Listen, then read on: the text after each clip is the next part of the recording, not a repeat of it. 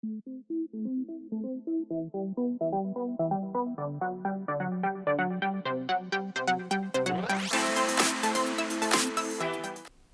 everybody, this is Graeme, and today I'm going to be looking at a game called Xenology.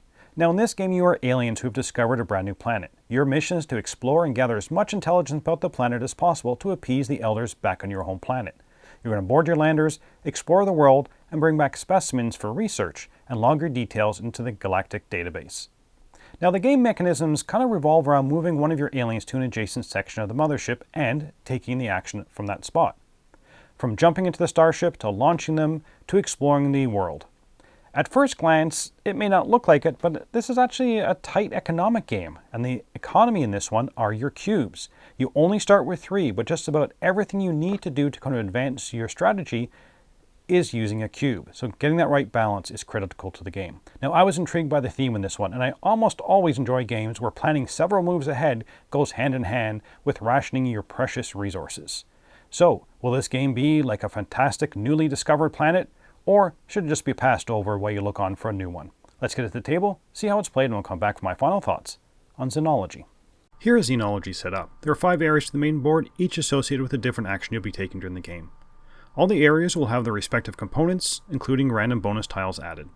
The planet board is randomly seated with its tiles, making sure to place a low and a medium population tile, which are designated by the number of circles on them, and flip them over to the revealed side. Spaceships are placed in order 1 through 4, cards shuffled, and 5 drawn, and based on the top card drawn, a matching database tile is placed in that area. Each player takes their components and places 3 of their aliens in the mission control, and the other 3 in the stasis chambers. You start with 2 research, 1 rank token, continent markers on the left side, and 3 cubes in your personal supply. All other cubes go into the general supply.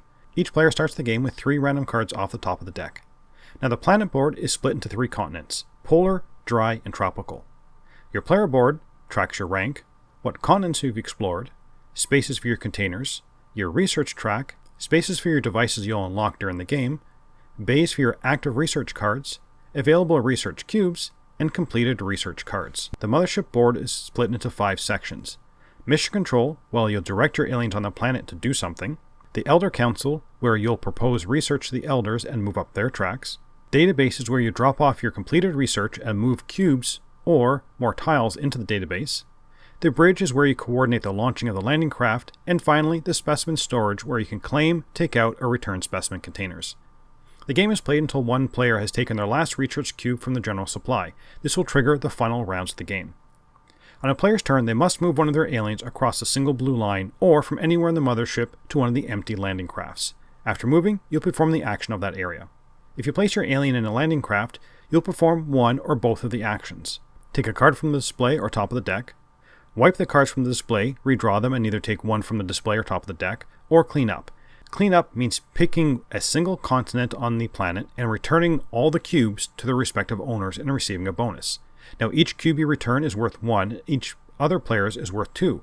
Add up that total and get a bonus. Gain a cube from the general supply, impress an elder, which basically means move up a single track and gain the benefit, or impress an elder and gain a cleanup bonus tile, and place it on your board. Now if you already have a device on your board and it's used, instead of taking a new one, you can just recharge the existing one. At the specimen storage, you're either going to get access to a new locker and or move a container either in or out. To claim a locker, you place a cube from your supply next to it. The associated containers are now yours. You can only own a number of lockers equal to your rank. If you take a container, it goes onto your player board. At the start, a player board can only hold 1 container.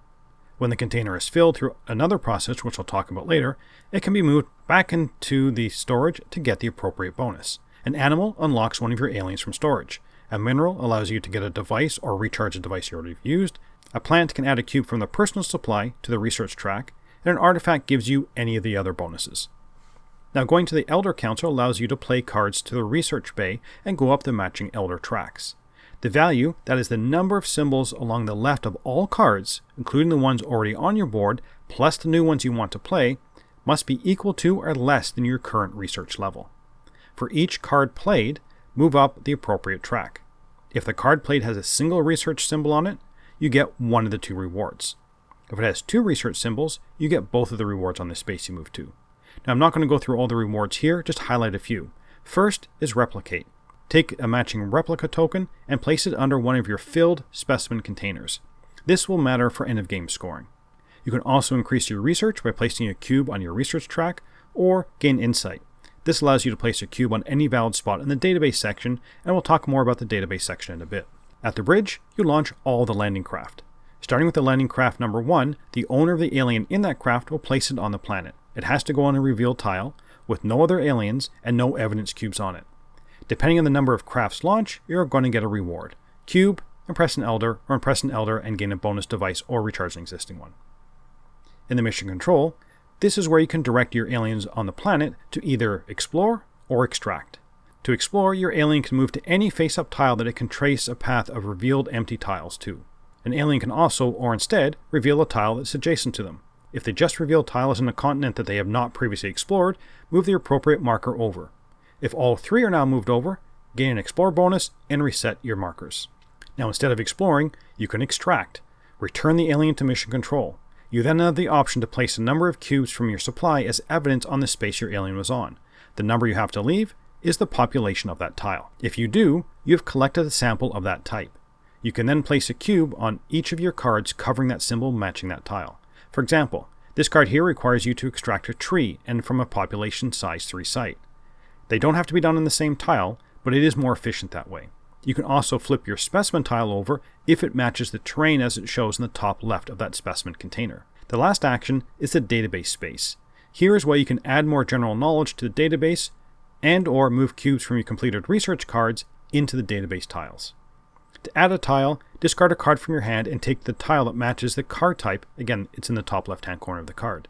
Then place the tile next to any existing tile so it has at least one square adjacent to an existing square. And here a square is either a blank white space or a white space with a symbol on it.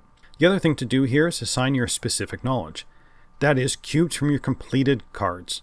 If your cards have all of their research filled, you can move those cubes to the database. They must be placed next to the symbols matching the card type, so these cubes here can go here. Once the cubes have been moved, move the card to your completed pile. The end of the game is triggered when someone takes their final cube from their general supply. Once it has been triggered, when it is a player's turn, they can flip over one of their rank tokens to the inactive side and take an additional turn. If they have no more active rank tokens, their game is over. Once all players are done, we go to final scoring. Each cube you have in the database is worth 2 points, and a pair of directly adjacent cubes that you own is also a point. Each filled specimen container in storage is worth points equal to the number of stars matching the types on the completed research cards. So if I have 2 of these containers filled in storage, each one is worth 3 points because of my completed research cards. You'll lose a point for each piece of evidence or alien left on the planet, and then the player with the most points is the winner. Let's get back to see what I thought about Xenology. So let's start with theme and components. I absolutely love the theme in this one. The fact that you play as aliens exploring a new planet, they don't explicitly say it's Earth, but I've always thought of it as Earth, and you're abducting people and animals while leaving some evidence behind. The theme also works when teaching. It just kind of makes sense. You hop onto the ship, explore the planet, bring back samples, and store the information in a large database. So for a Eurogame, I found the theme well done and actually kind of well integrated into the mechanisms. For the components, they are okay. The board and art are, well, functional. I guess we have been spoiled with truly spectacular looking board games in the last several years, and in comparison, this one looks fine. I do like the alien meeples, and I find the iconography can be a little hard to decipher, especially on those device tiles. The rulebook does a good job of explaining the rules, as it should, so overall the components are, again, functional. For the gameplay, this game revolves around, much to my surprise, your cubes. These are the most precious resources in the game, and knowing when to use them and when to save them is kind of critical to how well you do. You can get into situations where you need to do an action that needs cube or cubes and you don't have any, so you might have a wasted turn, and not getting yourselves into these situations is kind of the key to the game. Getting cubes is not easy, so when you see a chance to get them, you should take it.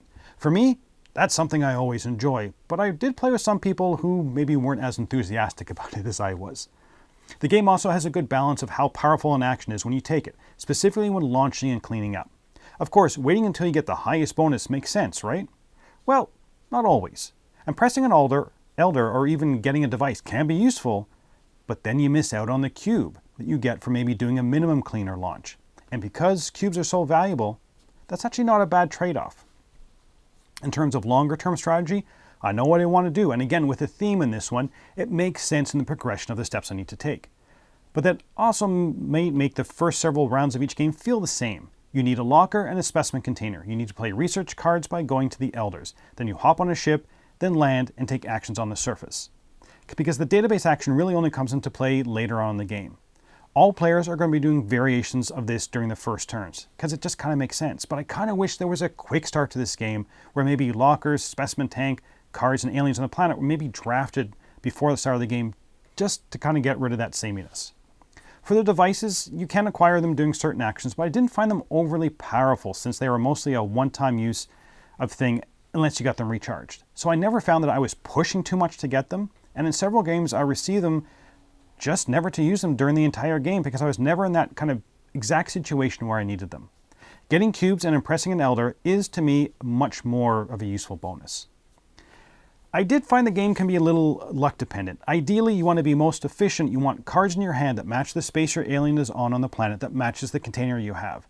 And it's good to have maybe two of the same type of card in your hand, so one can be used for the research, and one can be discarded in the database section to make sure you can move cubes from your completed research card to the database.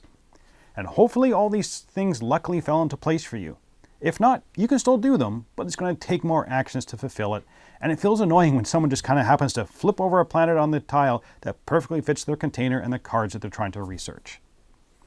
And I also found that at 2 players, the game was not nearly as good as it is with 3 and 4 players. I found at 2 players, it was good, but definitely compared to the higher player counts, it just felt like it was missing something. I don't think I'd play this again too many more times at 2, but I would definitely play it at the higher player counts. You know, that's my choice. So would I recommend this game? I would for sure, assuming you're going to be playing at the higher player counts. I love the theme and how well it's integrated with the mechanisms. The game is kind of a relatively simple game in its actions, but does have a fair bit of depth to it, which I really enjoyed. I enjoyed the level of player interaction here. I can't stop you from doing anything, but there is competition to be first in some areas to get what you want, which may diminish the action when you take it.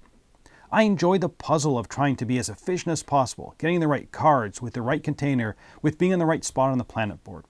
The game also lasts a good amount of time, and near the end of the game there's definite tension as you are looking at all the other players' cubes to see how many they have left, to see if you have enough time to fill that last container and get it back to the mothership. On the downside, I did find the randomness to be a little frustrating. Having to go to the landing craft just to flush the cards to hopefully get a card you really need feels like a wasted action. And the first couple of rounds of the game feel the same from game to game. I also felt that the game really doesn't shine at 2. It works, and it's enjoyable, but it doesn't feel as satisfying as the 3 and 4. Some people I played with felt the economy of the cubes was a little too restrictive for their enjoyment. I also wish the game just kind of looked snazzier on the table. Overall though, I'm going to give Xenology an 8 out of 10 and the Dice Tower seal of approval. This one actually surprised me, and I fear it's going to be overlooked, but if you're looking for a good, solid, thematic Euro game, you should definitely check this one out. But that's it for the moment. Until next time, thanks for watching.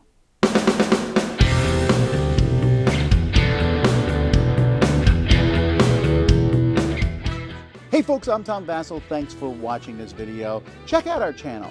We have a lot of videos on our channel. We have live videos that go up each week, from live Q&As to videos where we take a look at the newest stuff on Kickstarter, crowd surfing, to top 10 lists and more.